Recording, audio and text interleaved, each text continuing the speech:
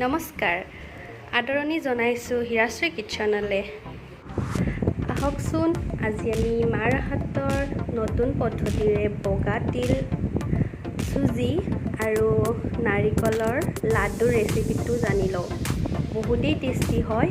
মই অলৰেডি 2-3টামান খায়ে পেলালোঁ।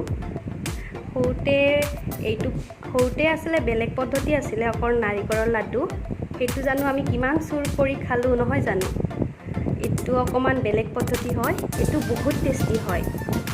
এইটো আপোনালোকে বনাই ট্ৰাই কৰি চাব পাৰে। আহকচোন ইয়াৰ বাবে আমাক কি কি সামগ্ৰীৰ প্ৰয়োজন হ'ব আমি সেইখিনি জানি লওঁ।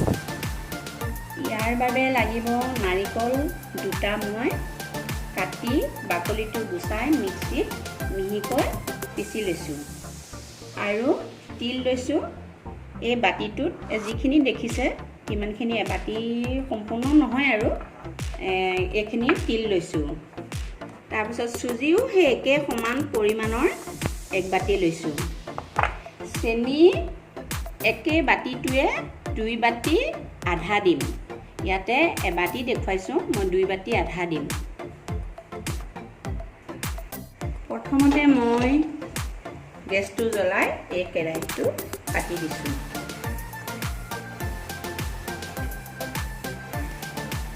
এতিয়া মই কেৰাহীখন গৰম হোৱাৰ পাছত, গৰম হৈছে, এয়া অকণমান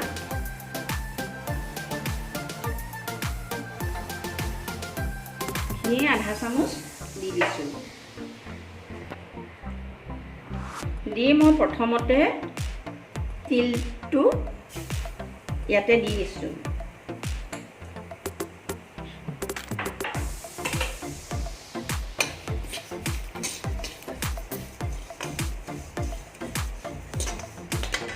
তিলৰ লগতে মই চুজিখিনিও একেলগে ভাজি লৈছোঁ।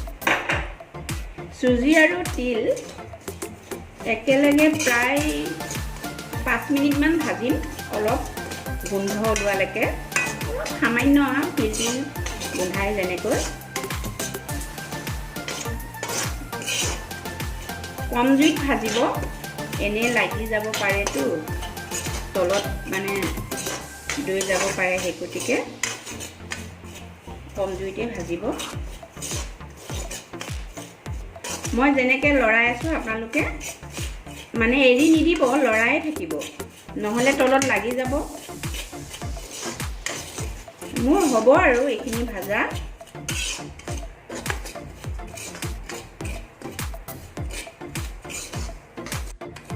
এয়া দেখিছেনে, এয়া অকণমান ৰঙচুৱা হৈছে। ইয়াতে মই অকণমান ইলাচি গুড়ি ইয়াতে দি দিছোঁ। দি মই এতিয়া নমাম আৰু মোৰ হৈ গৈছে, এইখিনি ভাজা হৈছে। এতিয়া বৰ্তমান মই নমাই থওঁ। ধুনীয়া গোন্ধাইছে, ইলাচিখিনি দিয়ে আৰু ধুনীয়া গোন্ধাইছে। এয়া মই নমাবলৈ সাজু।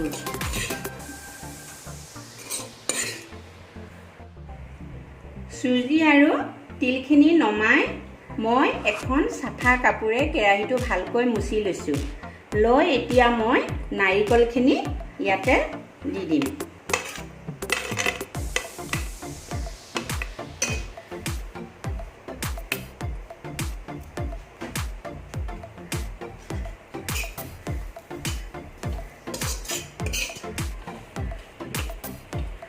দি 1 মিনিটমান লৰাব, বেছি সময় নকৰিব।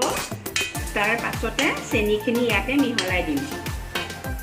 চেনি মই কৈছিলোঁ 2 কাপ আৰু আধা কাপ। এয়া 1 কাপ,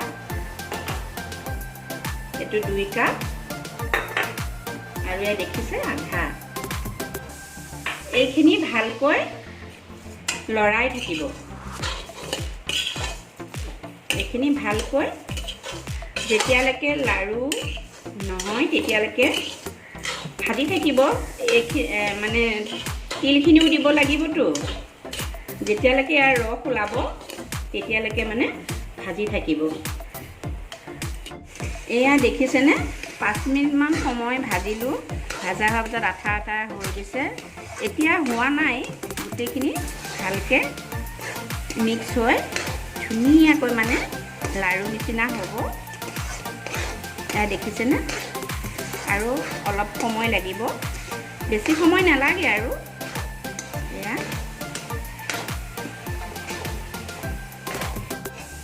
এইখিনি নাৰিকলখিনি মানে ভাজা হৈছে এতিয়া ইয়াতে মই ভাজি থোৱা চুজি আৰু তিলখিনি দি দিছোঁ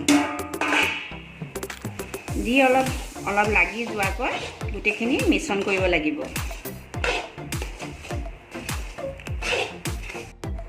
এতিয়া এইখিনি ভাজা হ'ল লাড়ু হ'ব এতিয়া ধুনীয়াকৈ লাড়ু হ'ব মই মানে এয়া গম পাইছোঁ লাড়ু হ'ব ইয়াত হৈ গ'ল লাড়ু হৈছে এতিয়া লাড়ুখিনি ধুনীয়াকৈ বান্ধিম এয়া হৈ গৈছে লাড়ু হৈ গৈছে মই এতিয়া লাড়ু বনাবলৈ ধৰিছোঁ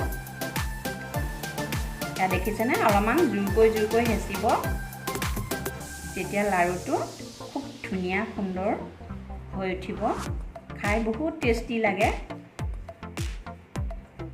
এনেকুৱা লাড়ু দেখিছেনে বিৰাট টাইট হৈছে দেখিছে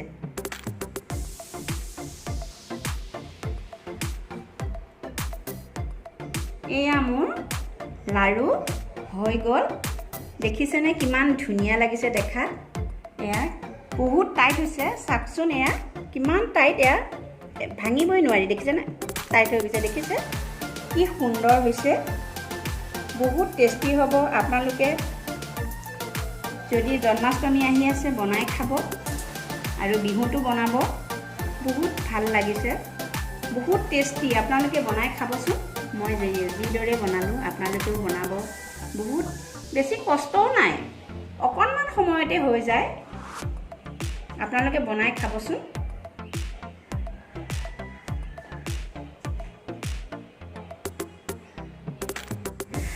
ভিডিঅ'টো চাই ভাল লাগিলে লাইক কৰিব শ্বেয়াৰ কৰিব আৰু লগতে কমেণ্ট কৰি জনাব চাই কেনেকুৱা পালে আৰু মোৰ চেনেলত নতুন আহিছে যদি মোৰ চেনেলটো ছাবস্ক্ৰাইব কৰি দিব আৰু লগতে কাষত থকা বেল আইকনটো টিপি দিব যাতে আমি আগলৈ যি ৰেচিপি দিওঁ সেইটো নটিফিকেশ্যনটো আপোনালৈ পোনপটীয়াকৈ যাব পাৰে ধন্যবাদ